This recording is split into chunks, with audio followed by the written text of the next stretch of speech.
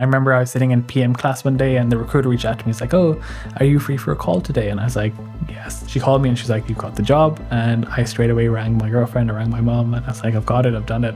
So how was the summer? How was the internship? Amazing. It was, looking back on it, I learned so much. And I think it was all due to my manager, who was just fantastic. And not just the manager, but the whole team. What advice do you have for new people coming into MIT specifically, or to business school in general, about the recruiting process? It's okay to be confused. It's okay to be overwhelmed. I bet everyone else is also overwhelmed and confused.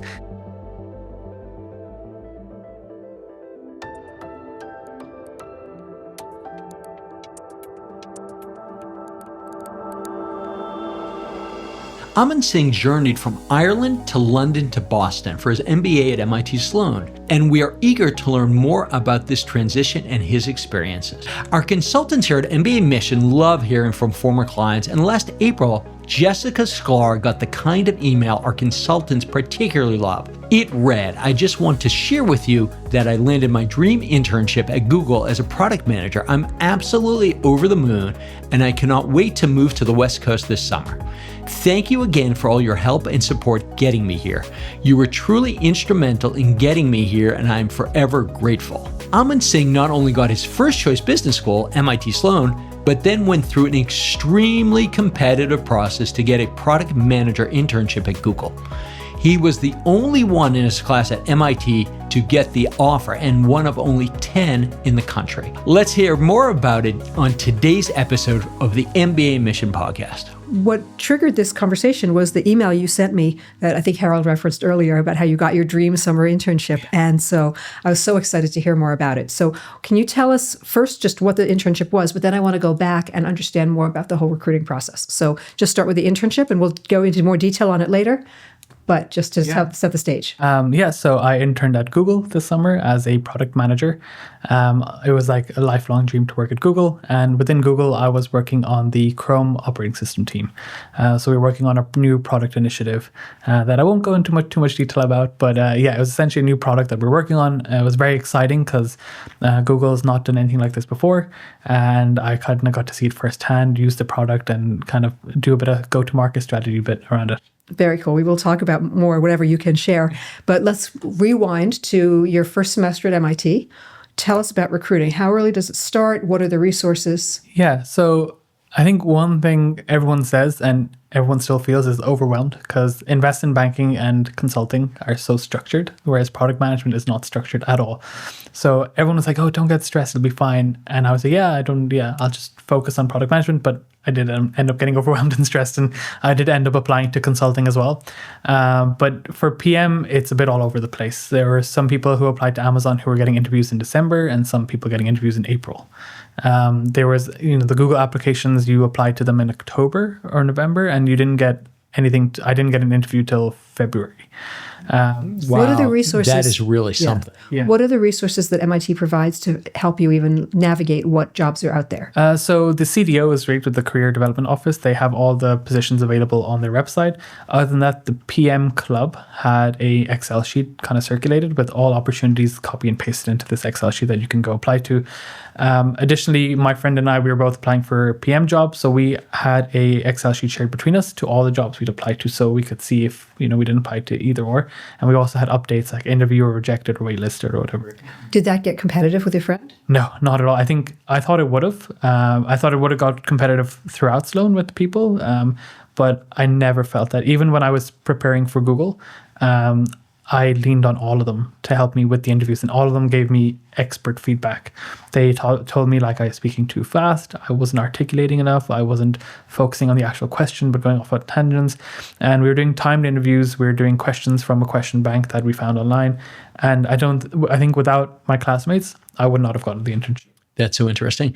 Can we just take a step back though? It sounds like you did go through the consulting recruiting process, and that truly is a contrast. You want to just talk about what that looked like and how you. So for consulting, I think I was getting a bit overwhelmed. I think I wasn't getting any bite, and people around me were preparing for interviews and networking, and I was like, "What am I doing? I should be doing something." So I did decide to apply to McKinsey, Bain, and BCG, and luckily enough, I got an interview at all three. But I do think that preparing for my interviews for those companies really helped me prepare for product management. And the reason I say that is you do these case-based interviews where you have to kind of lead the interview. And with product management, even though it doesn't sound like it, but some of the questions can be a little case-based where they ask you a very broad question like, what's your favorite product and how would you improve it? And that's all they say. And it's all up to you to kind of create a framework. It's up to you to kind of bring you through the steps. And I think preparing for consulting really helped me prepare for PM. And it's not something I'd say I'd recommend you go do, or, it's individual to everyone. But for me, that really helped. There are some people who didn't do that and they still got PM jobs, and amazing PM jobs at that too. So yeah, I would take that with a bit of a caveat. If you want to be one of our success stories, sign up for a free consultation with a member of our full-time MBA admissions team. Since we've worked with tens of thousands of applicants over the past 2 decades, we can give you our honest opinion on your chances and help you put together your very best application. That is not a sales call, but rather your first session with one of us for free. We can give you a profile evaluation, answer specific questions about the process, review your resume, talk about your school choices, and so much more. Sign up at mbaMission.com/consult. We look forward to working with you. So walk us through the Google one. You applied in October. What was that application? Okay, yeah. So I applied in October. It was just a resume and your kind of history.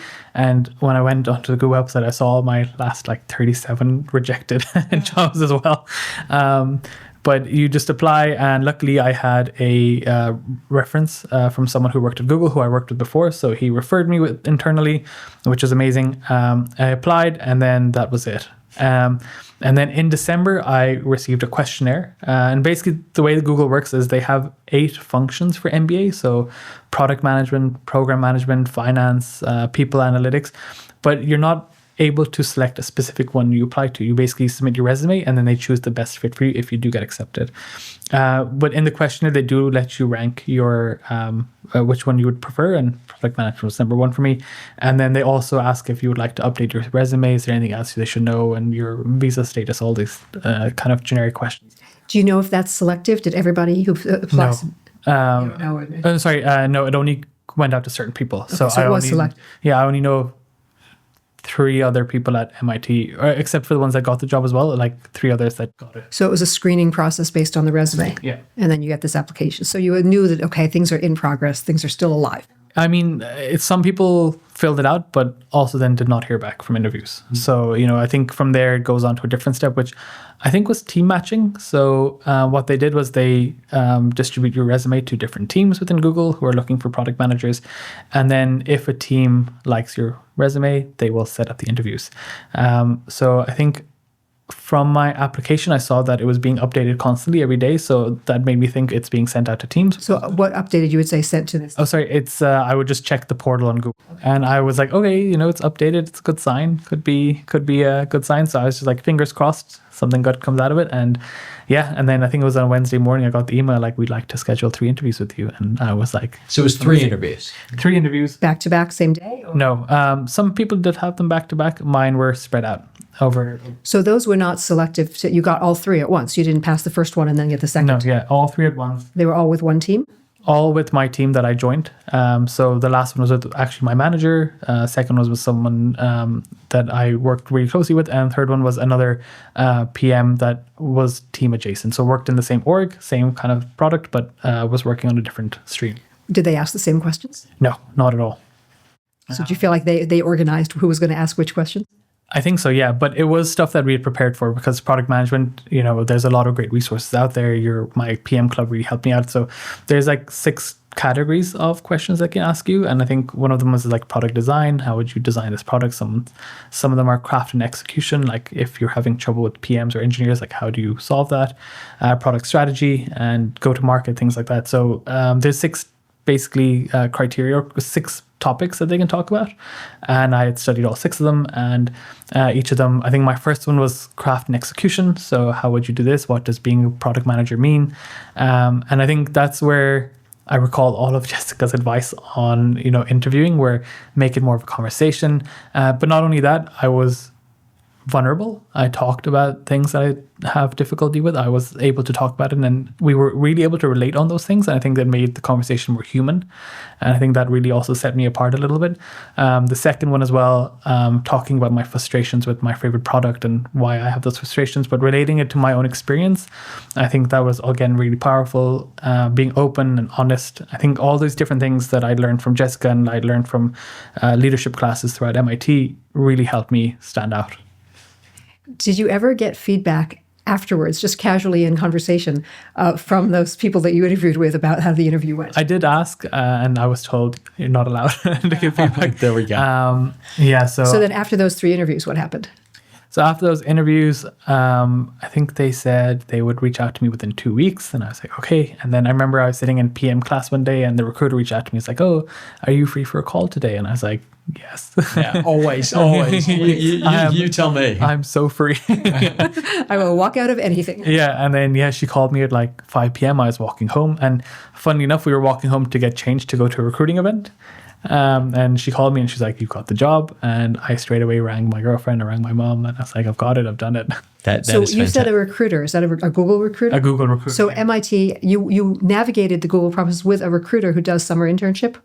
So there's people at Google that are specifically there for internships, and they basically handle you as a candidate, and they distribute your resume. They're kind of your first point of contact. So you had met her, spoken to her? No, she was in Austin.